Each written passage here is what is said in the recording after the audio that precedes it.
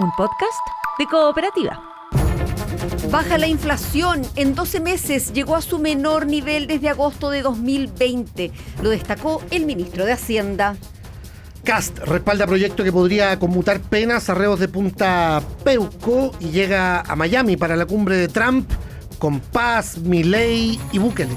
El lunes ya asume el nuevo subsecretario del Interior. Sin la DC, oficialismo se reúne en tono de balance en la moneda. Resultados del CIMSE 2025. Gobierno destaca recuperación a niveles prepandemia. Se mantienen las brechas. Ojo, casi la mitad de los estudiantes de segundo medio tienen niveles insuficientes en matemáticas y lenguaje. De madrugada, una denuncia de violencia intrafamiliar termina con un matrimonio baleado por su ex yerno en la comuna de Pedro Aguirre Cerda. No habrá acuerdo salvo la rendición incondicional de Irán, dice la Casa Blanca. Intensos bombardeos hoy día. Ojo que el dólar sube otros 13 pesos, llegó a los 926. Y en el fútbol, Correa no apareció entre los titulares de Colo-Colo para enfrentar mañana al Audax italiano. Esta tarde comienza la sexta fecha de la Liga de Primera. Estás escuchando el podcast de El Diario de Cooperativa. Una presentación de cooperativapodcast.cl. Partamos hablando de economía, pues ya que estábamos hablando del dólar. Hablemos de IPC, de inflación acumulada que volvió a bajar en el mes de febrero. Entregamos el país en una situación mucho mejor, dice el ministro de Hacienda, Gonzalo Aguirre. Buenas tardes. ¿Qué tal? Buenas tardes. Sí, a su nivel más bajo desde agosto del 2020 llegó la inflación acumulada en 12 meses, dato que se desprende del IPC de febrero publicado por el INE. La variación mensual del índice fue nula, de 0%, por debajo además del 0,2% que se esperaba de acuerdo a la última encuesta de expectativas económicas, mientras que la cifra anualizada fue de 2,4%, que no se registraba, lo decíamos, hace 5 años y medio. Dato que además mantiene la meta inflacionaria de 3% que maneja el Banco Central, que se había alcanzado en enero con un IPC de 2,8% en 12 meses. Dato que contrasta además con el techo inflacionario de 14,1% que se registró en agosto de 2022, techo para este periodo más reciente. Fue parte de lo que comentó el ministro de Hacienda, Nicolás Grau, frente al último IPC que se conoce durante la actual administración. La inflación de febrero fue 0%. Eso significa, por ejemplo, que la OEF no va a tener variación por un mes. Con esto se acumula 2,4% de inflación en un año, que es el valor más bajo desde el 2020. Al comienzo de nuestro gobierno había dos preocupaciones fundamentales de la población: la situación económica que se expresaba en esta alza de inflación y la seguridad pública. ¿Cómo estamos terminando al respecto? Entre el 2022 y el 2026, la inflación ha bajado de un 14% al 2,4% y los homicidios han bajado en más de un 20%. De esa manera, entregamos una situación al país mucho mejor que la que nosotros recibimos a inicios del 2022. Bueno, tal como decía el secretario de Estado, al no variar el IPC durante febrero, ahora la unidad de fomento no va a tener variación durante las próximas semanas. Así, luego de llegar el próximo lunes a los 39.841 pesos, se mantendrá en ese valor hasta el 9 de abril, dejando sin modificación para ese periodo los pagos de dividendos, arriendos, colegiaturas y más. En cuanto a la variación por divisiones, se reportaron alzas en vestuario y calzado, en productos como pantalones, faldas y vestidos de mujer que subieron 6,6%, también camisas y poleras de hombre que lo hicieron en 3,2%, en alimentos y bebidas no alcohólicas las carnes subieron 0,9% y el agua embotellada un 3,3%. En las caídas destacó la división de vivienda y servicios básicos con un descenso de 1,7% en el suministro de electricidad, factor que destaca el economista Felipe Berger, docente de la Facultad de Ingeniería de la Universidad del Desarrollo. Esta nula variación se experimenta al revisar la evolución por productos como consecuencia de la disminución de las cuentas de energía eléctrica. Esto no es sorpresa, dado que sabíamos que producto de la doble contabilización del IPC como problema en la ecuación de decretos tarifarios de energía eléctrica, se hizo este ajuste y claro, hay una incidencia igual de importante en este aspecto. Entonces esto lleva obviamente que la variación en costo de vida sea menor y por lo tanto es una de las razones por las cuales el indicador tiende a disminuir.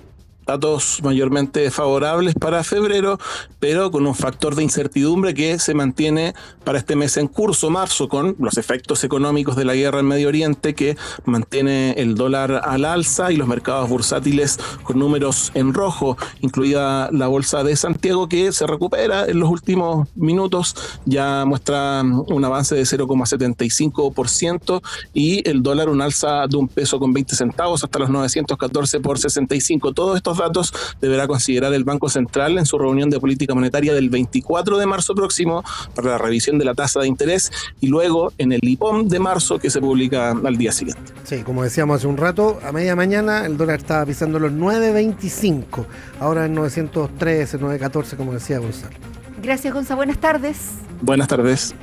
CIMSE 2025, hay recuperación en torno a los niveles prepandemia, no necesariamente bueno considerando las brechas que se arrastran por años. Ojo con lo de segundo medio, lo destacábamos en los titulares en materia de lectura y matemáticas también. Paula Kelly, buenas tardes. Buenas tardes, Rodrigo. La Agencia de Calidad de la Educación entregó los resultados del CIMSE 2025, destacando la recuperación de los niveles prepandemia y la estabilización de los procesos de mejora de cuarto básico y de segundo medio. Si bien no hubo un gran aumento en los resultados de la última prueba aplicada en octubre y noviembre del año pasado, los puntajes obtenidos por los estudiantes se ubican entre los más altos desde el año 2002. A pesar de esto, casi la mitad de los alumnos de segundo medio, un 48%, no logró los resultados esperados para ese curso y se encuentra en el nivel insuficiente en matemática y lectura. También en octavo básico hubo resultados bajo lo esperado. 4 de cada 10 niños no está alcanzando el nivel suficiente de aprendizaje antes de pasar a la educación media. El ministro Nicolás Cataldo llamó a las comunidades educativas a tomar estos resultados del CIMSE para mejorar los procesos de enseñanza. La importancia de entregar los resultados del CIMSE al inicio del año escolar es que las escuelas puedan planificar y organizar los esfuerzos de mejora atendiendo esos resultados, ¿no? Sabiendo cuáles son las dimensiones en las que hay debilidades para revertirlas y fortalecerlas. Ese es parte del esfuerzo que deben desarrollar las comunidades educativas. Por otro lado, también hay otras líneas de acción que se están desarrollando y que van a empezar a tener efecto en el corto plazo, como por ejemplo la ley que prohíbe y regula el uso de celulares. Tiene que tener un efecto, va a tener un efecto en mejorar la concentración, en poder posibilitar justamente que estos procesos de mejora sucedan y también en disminuir la ansiedad, entre otros factores asociados. La ansiedad es un factor asociado que puede afectar el rendimiento académico. Cerca de la mitad de los alumnos de cuarto básico y segundo medio indicó que sienten nervios y temor en las pruebas. Las comunidades educativas que gestionan eficazmente esto podrían obtener mejores resultados con respecto a los establecimientos que no logran manejar y reducir la ansiedad de los estudiantes. También, según los especialistas, el uso de celulares afecta en temas de concentración. Por eso, en la prueba de lectura del CIMSE 2025, los niveles fueron insuficientes, dicen. Desde la ONG Educación 2020, su directora ejecutiva, Ingrid Olea, se refirió a esto. Los dispositivos móviles han tenido un impacto que tiene muchos peligros, hoy día están comprobados, peligros en el área de concentración, de la atención, peligros de las redes sociales y los riesgos que tienen los estudiantes y también de las cosas a las que pueden acceder que no corresponden a su edad. Entonces es bueno que se norme, se restrinja con las excepciones que la ley permite para que cada colegio lo pueda hacer de acuerdo a su realidad y sus necesidades. Los resultados del CIMSE 2025 revelaron también que se mantiene la brecha de género. Desde el 2022, los niños obtuvieron mejores puntajes en matemáticas y las niñas en lectura. Por otro lado, las brechas socioeconómicas se están acortando según la última medición. Gracias, Paula. Buenas tardes.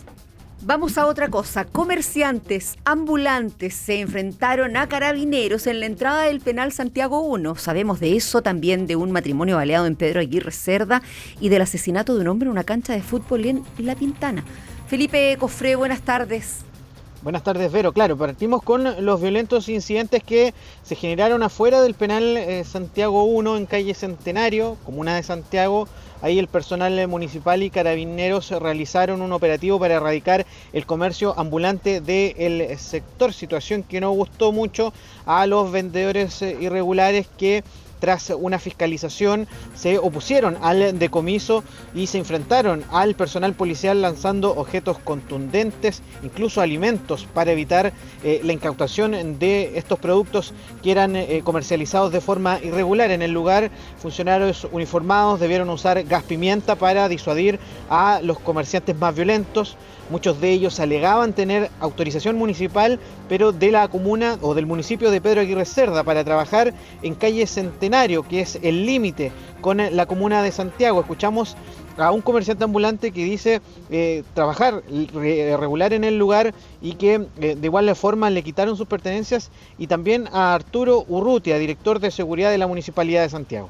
Es feo porque nos meten a todos en un mismo saco. O sea, no hay irregular, todos tienen su permiso, pero quieren ocupar un espacio más amplio. Estamos en Pedro Aguirre Cerda. Esto es lo que separa.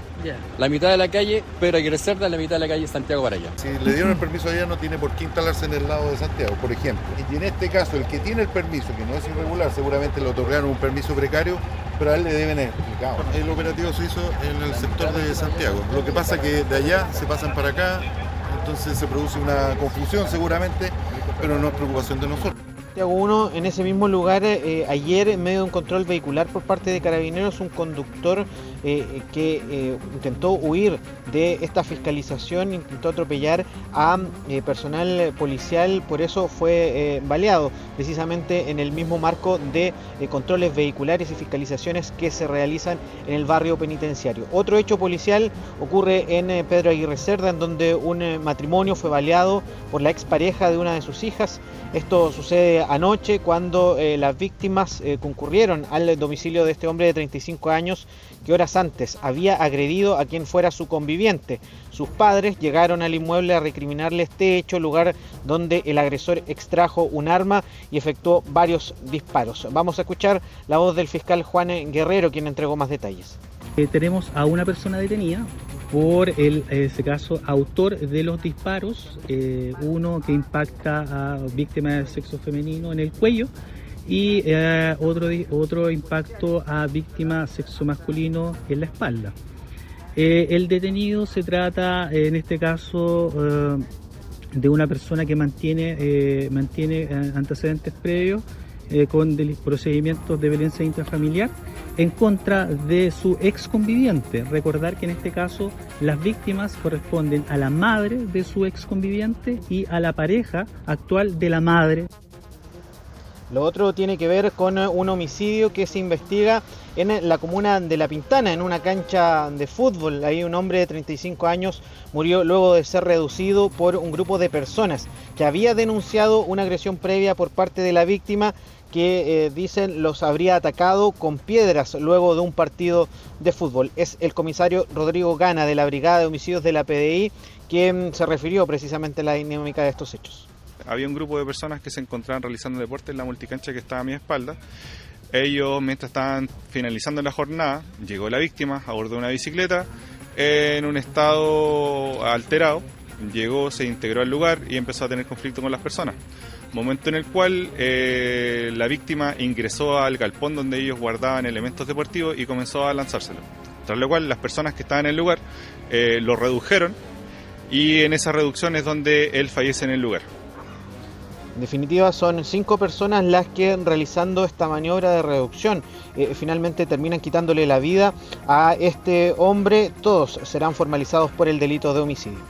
Y el reporte policial lo hemos conocido contigo, Felipe Cofré. Gracias, buenas tardes. Buenas tardes.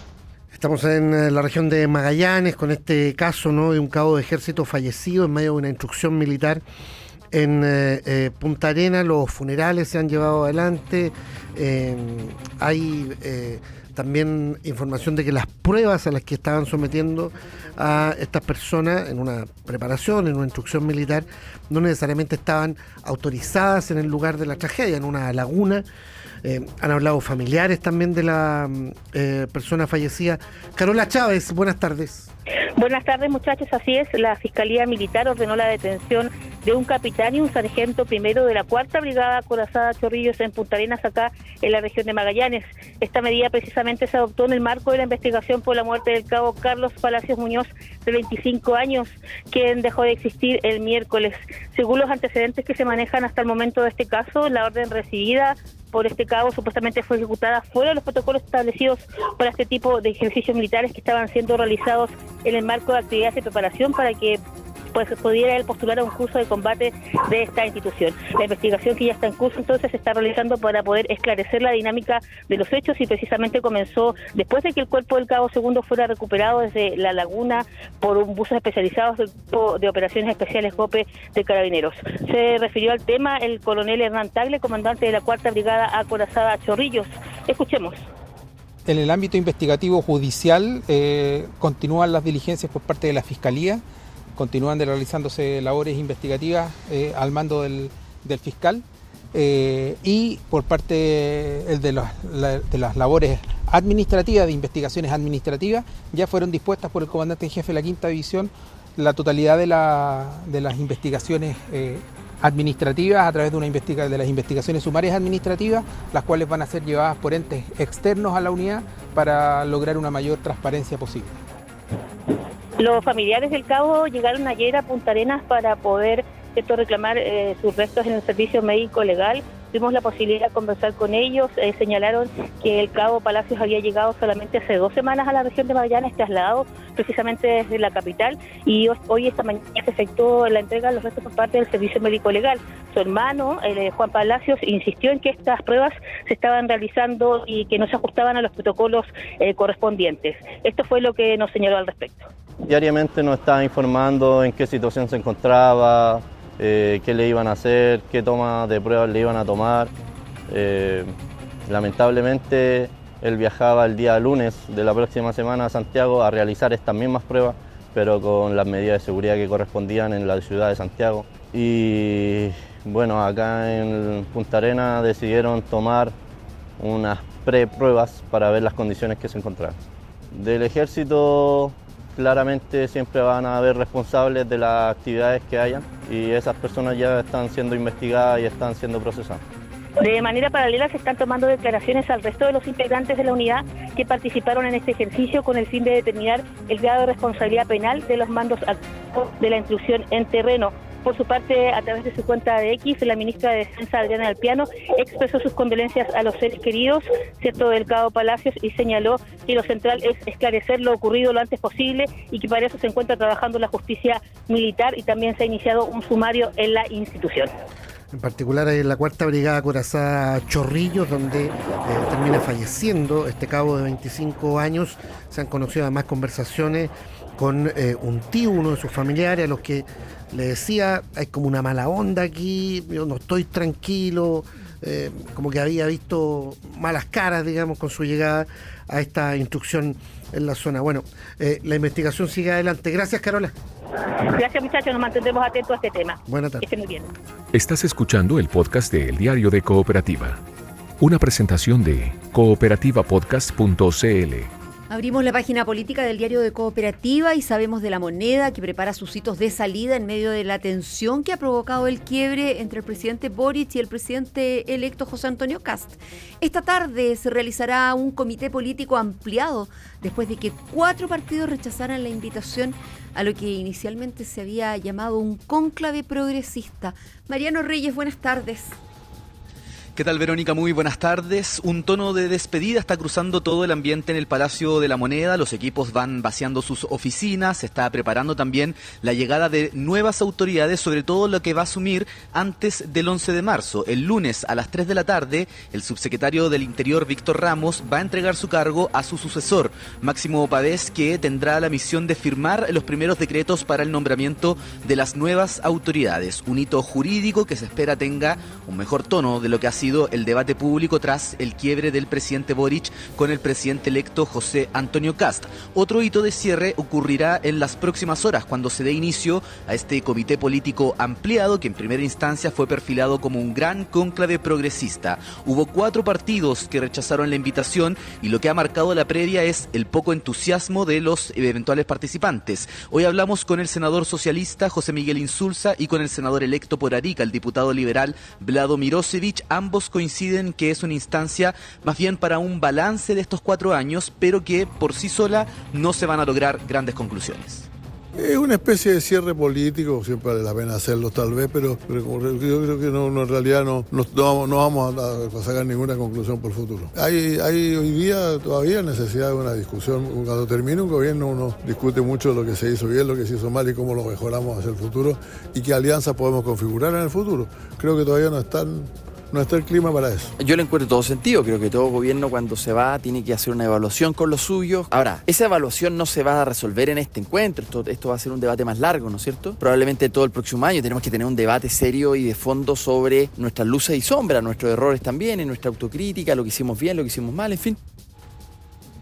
Lo decíamos, 4 partidos rechazaron la invitación. La Democracia Cristiana dijo que no estaba disponible para un acto de cierre del gobierno. La Federación Regionalista Verde Social, aún reciente la salida del ministro Esteban Valenzuela en agosto del año pasado, mientras los radicales y Acción Humanista se declaran decepcionados por la reforma al sistema político que en la práctica los llevaría a la disolución. En Acción Humanista particularmente también acusan falta de reciprocidad frente al compromiso que ellos dicen haber entregado al Ejecutivo. Habla la diputada Ana María Gasmuri.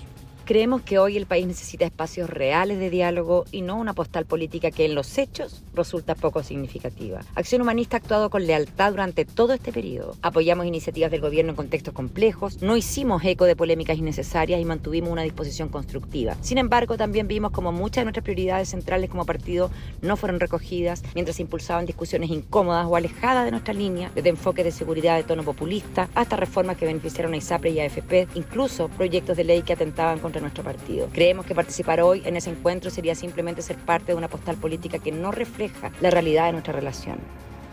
Bueno, la idea del Ejecutivo para esta tarde, según indican, es escuchar distintas posiciones donde gobierna el oficialismo y constatar que hay una base amplia del sector con cuadros preparados y también con representación parlamentaria. La razón del cambio de locación, porque en primera instancia esto se iba a realizar en la sede del Congreso en Santiago. Lo que señalan aquí en el Palacio de Gobierno es que se debe a la intención de hacer el último hito dentro de la moneda. El presidente Gabriel Boric ha tenido una agenda bien nutrida esta jornada, estuvo recibiendo el informe de la comisión asesora Arica 100, que por cierto dijo que le encantaría entregarle ese escrito al presidente electo José Antonio Kast. Dice el presidente Boric que él está dispuesto a hacerlo y comentó con algo de ironía, está en Estados Unidos, creo, fue parte del discurso que planteó el mandatario hace una hora aquí en La Moneda. A esta hora, el presidente Boric está en un encuentro con dirigentes del mundo laboral en la sede de la CUT, cruzando la Alameda, y desde las 3 de la tarde va a encabezar este comité político ampliado con dirigentes del oficialismo, alcaldes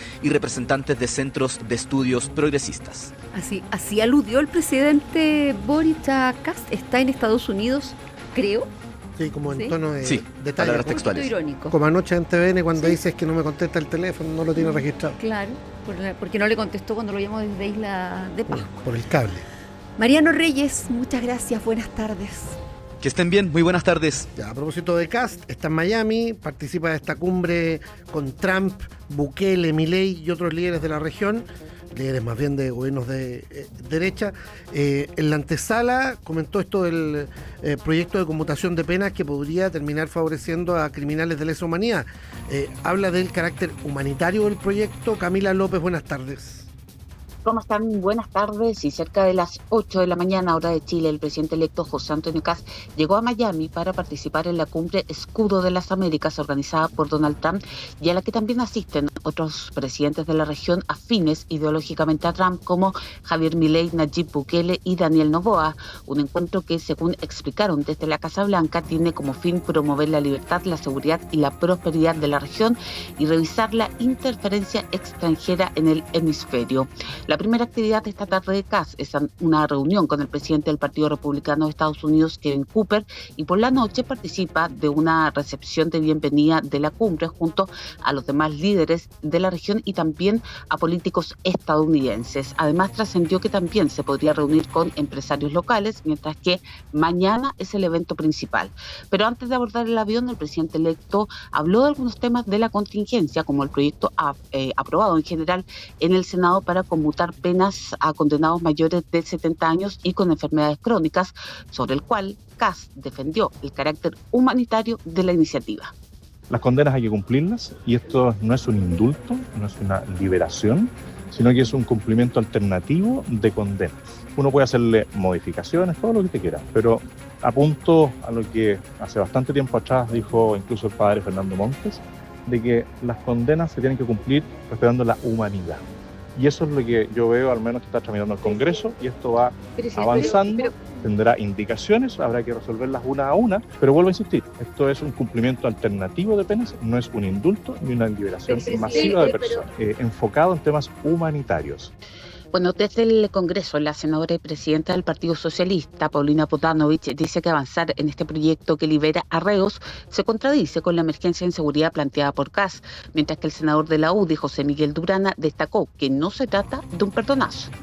Cuando se habla de un gobierno de emergencia que viene a solucionar los problemas de seguridad y vemos que la propia derecha termina aprobando en general una ley que permite que personas que han cometido homicidios calificados, sicariatos y otro tipo de delitos graves, no solo en materia de derechos humanos, es decir, una aberración jurídica que yo espero que el Senado sea capaz de enmendar. Y esto no es un perdonazo, pero que obviamente está marcada porque esto obviamente beneficia a militares y que en algunos casos puede ser o no, pero recibieron órdenes y son injustas condenas. Lo que genera el oficialismo actual está focalizado fundamentalmente a una venganza de ese sector. Bueno, y como les decía, mañana José Antonio Kast participa en la cumbre convocada por Donald Trump en un contexto marcado por la tensión generada por el proyecto de cable submarino con China. Sobre el tema, Kast afirmó haber dado vuelta a la página en lo que se refiere a su impasse con el presidente Gabriel Boric. Gracias, Camila. Buenas tardes. A propósito, el lunes en la tarde ya asume la primera autoridad del nuevo gobierno. El subsecretario del Interior. El futuro subsecretario del Interior, Max Pavés, que hoy día se despidió del café, ¿viste? Era cafetero de día viernes. Contacto con Cecilia Rovaretti, muy cortito, no se quiso meter en polémicas ni en temas más cabrosos. Insistió, pero dijo no caso, porque me van a retar. Sí, claro. Dicen que a Víctor Ramos, el actual subsecretario del Interior, que han sido 3 en total. ¿Ya? Monsalve, Cordero en un momento y después Víctor Ramos. No me acordaba de Cordero como subsecretario. Sí, claro que sí, reemplazó a Monsalve, claro, antes de ser el titular de seguridad. Exacto. ¿Qué te iba a decir? Y que a Víctor Ramos lo va a ir en la tarde, lo va a ir a buscar su familia seguramente en el auto particular y va a dejar la moneda. Y ahí se queda Pavés. Lo que sí dijo Pavés es que habían logrado cumplir con todas las reuniones con Víctor Ramos antes de que el presidente electo diera por terminado el traspaso. Pero tiene que llegar a armar los decretos y esas cosas como para el miércoles. En esta área no tuvimos ninguna dificultad, dijo Máximo Pavés, militante de la UDI. De la UDI. Vamos al norte del país. Tomamos contacto con Hans Gotterbarm para saber de las madres de las víctimas del psicópata de Alto Hospicio que salieron a rechazar el proyecto de conmutación de penas para reos. ¿Por qué? Hans Gotterbarm, tú nos cuentas. Buenas tardes. Hola, ¿qué tal? Buenas tardes. Sí, hay bastante preocupación y también resquemor luego que el Senado aprobara en general el proyecto de cumplimiento alternativo de condenas para reos mayores de 70 años. En ese sentido, las madres de las víctimas del psicópata de Alto Hospicio rechazaron precisamente esta iniciativa y han señalado también que la liberación de estos reos, entre ellos la del psicópata de Alto Hospicio, Julio Pérez Silva, les reabre una herida que le ha costado muchísimos años poder sanar y que incluso algunas de ellas señalan que a la fecha aún no han podido curar del todo. Nosotros durante esta jornada pudimos recoger las declaraciones que entregó Magali Lefno, que es precisamente la madre de una de las fallecidas, Ivonne Carrillo. No se imaginan, uno empieza a lucubrar tantas cosas de cómo terminar de con este hombre de una vez por todas, que no sea una pesadilla en nuestras vidas, en lo poco que me queda al menos de vida, que se deje más encima en colaboración con los legisladores de que él salga beneficiado, porque aparte de que él está viviendo como rey en la cárcel y más encima que tenga este beneficio, es espantoso para mí. Claro, en ese sentido ella incluso señalaba que no encontraba algún tipo de solución a esta situación que hoy día deben enfrentar, están bastante en alerta y de hecho el día de hoy se reunieron la mayoría de las madres de las víctimas del psicópata en la Plaza Prat de la ciudad de Iquique, donde estuvieron también en coordinación con su abogado, con el señor Juan Sumelsu, quien es precisamente el representante de cada una de ellas y con quienes también están evaluando cuáles son las acciones que se van a tomar. Hay que considerar también que para que los reos de 70 años puedan salir en libertad, el tribunal debe considerar diversos puntos, entre ellos si el interno está impedido de atender alguna enfermedad crónica, si es que cuenta también con alguna enfermedad terminal y si es que se encuentra también en un entorno inadecuado para poder atender esta situación de discapacidad que pudiese presentar. Para ello, para poder optar a esto, tienen que tener más de 70 años y llevar al menos 80 años también en estos centros penitenciarios. Es Hans Gotterbaum con la información desde el Norte Grande. Gracias, buenas tardes. Buenas tardes. Lo que está pasando. Síntesis informativa de El Diario de Cooperativa. Baja la inflación. En 12 meses llegó a su menor nivel desde agosto de 2020. Lo destacó el ministro de Hacienda. Kast respalda proyecto que podría conmutar penas a reos de Punta Peuco y llega a Miami para la cumbre de Trump con Paz, Milei y Bukele. El lunes ya asume el nuevo subsecretario del Interior. Sin la DC, oficialismo se reúne en tono de balance en La Moneda. Resultados del CIMSE 2025. Gobierno destaca recuperación a niveles prepandemia. Se mantienen las brechas. Ojo, casi la mitad de los estudiantes de segundo medio tienen niveles insuficientes en matemáticas y lenguaje. De madrugada, una denuncia de violencia intrafamiliar termina con un matrimonio baleado por su ex yerno en la comuna de Pedro Aguirre Cerda. No habrá acuerdo, salvo la rendición incondicional de Irán, dice la Casa Blanca. Intensos bombardeos hoy día. Ojo que el dólar sube otros 13 pesos, llegó a los 926. Y en el fútbol, Correa no apareció entre los titulares de Colo-Colo para enfrentar mañana al Audax italiano. Esta tarde comienza la 6ª fecha de la Liga de Primera. Aquí termina el podcast de la segunda edición de El Diario de Cooperativa. Encuéntralo de lunes a viernes en cooperativapodcast.cl o en tu plataforma de audio favorita.